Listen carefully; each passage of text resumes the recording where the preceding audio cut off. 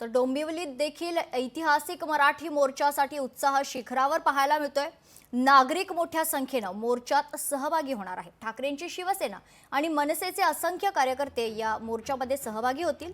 डोंबिवलीत एकच चर्चा, ठाकरे बंधूंचा एकत्रित मोर्चा।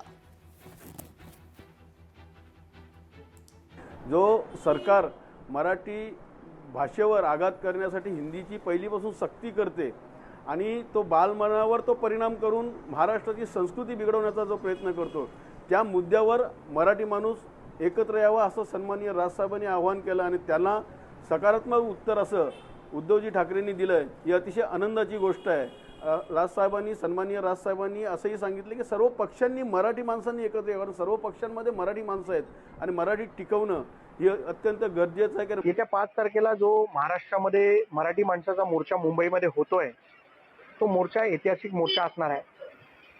आम्हाला सगळ्यांना आनंद आहे की उद्धव ठाकरे साहेब आणि राज ठाकरे साहेब मराठीच्या अस्मितेसाठी आणि हिंदी सक्ती विरोधात एकत्र आल्यामुळे एक वेगळा आनंद प्रत्येक मराठी माणसाच्या मनात आहे आणि हा मोर्चा भूतो न भविष्य असा मोर्चा मुंबईमध्ये ठरेल अशी अपेक्षा प्रत्येक मराठी माणसाला आहे। लोकशाही मराठी ऐका, पहा, जागरूक रहा।